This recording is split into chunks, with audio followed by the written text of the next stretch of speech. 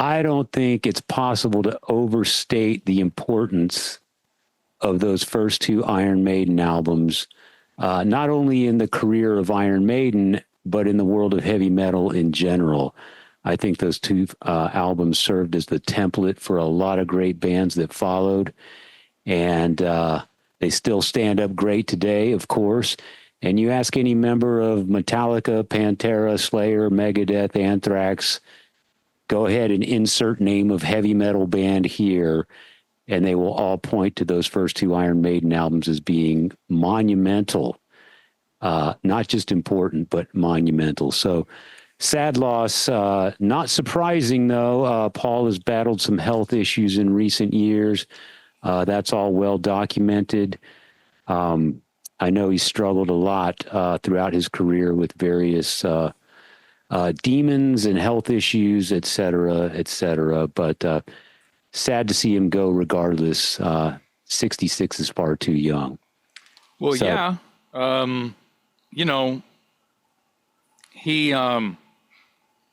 we can do whatever we want as far as this episode and just talking about the loss of Paul Di'Anno. Interesting. I'm just going through some things here. I've assigned first album with the only autograph I have on it other than Derek Riggs is Paul Di'Anno. Oh, I have that as well. The loss is huge and felt globally, kind of like what you were saying. Yeah, absolutely. But I mean, it started to hit home when I saw it from Iron Maiden's camp. Yeah. I mean, not, you know, I had to get over it myself, and then realize that's way too young for anyone to go. Sure. But I think you mentioned, and everyone knows, that he had some health problems. But, you know, right. I'm pretty sure it was Steve Harris that was probably doing the talking on the post that I saw from Iron Maiden's camp. But maybe I'm saying that because it was a photo of them together. Yeah, saw that. In fairly recent years, yeah. Yeah. And it was a good photo, and they looked great. And I think it was just earlier this year. I think so, yeah. Yeah. So it's interesting. They crossed paths somewhere on tour, and that photo was taken. And I know that Steve and Iron Maiden had recently helped cover some of Paul's medical bills. Paul, of course, was confined to a wheelchair in recent years, and the Iron Maiden camp ponied up the money to help cover some of Paul's medical expenses. So I think things were tight or tense between the two camps for a number of years, but I think in recent years they've sort of come together and made amends. And I think that photo is proof of that. Yeah, the shit talking had stopped. Yes.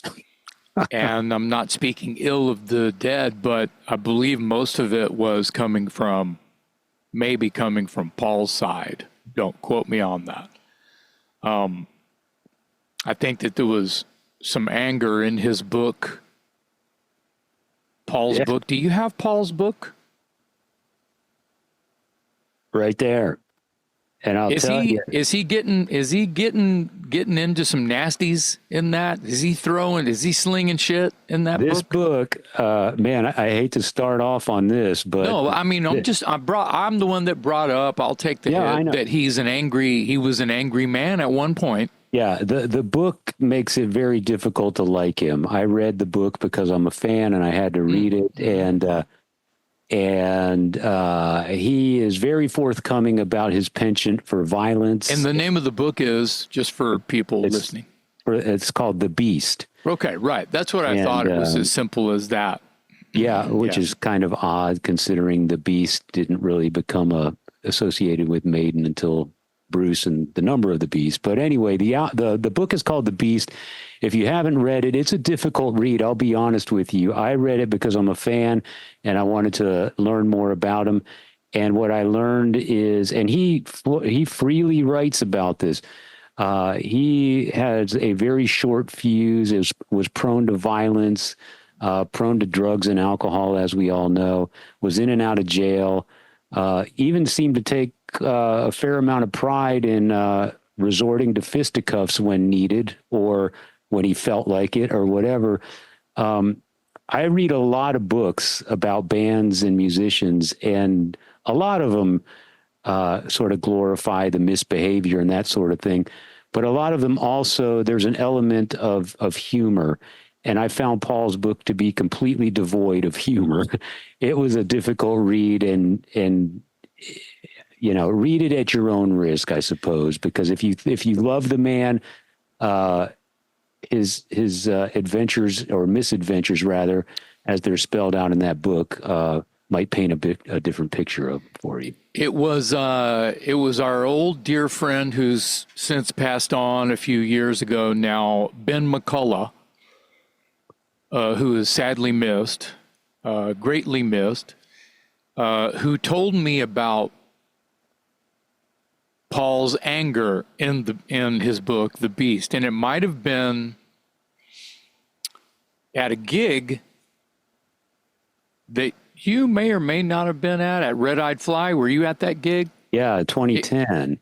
Yeah. 2010, Icarus Witch, I want to say January 25th. I have the set list. I looked for it today before we started this episode, and I couldn't find it. It's in a scrapbook somewhere, and it's got the date on it, and it's a set list. It's not an Icarus Witch set list. It's the Paul Di'Anno set list, and I guess we can just go into the fact that he was touring with Icarus Witch, I believe an American band.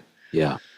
And they would play their set and then take a break, and Paul would get up and they would do Maiden, right? Right. And Battle Zone and all that stuff. Killers, etc. Yeah.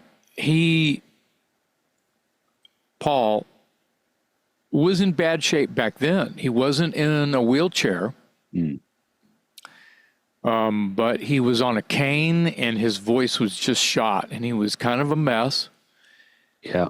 And he was smoking cigars and doing shots on stage, and was candid with the excuses about how his voice was shot, but was obviously not doing anything to help it. Yeah, he wasn't helping himself. He was helping himself all right, but he wasn't helping his voice.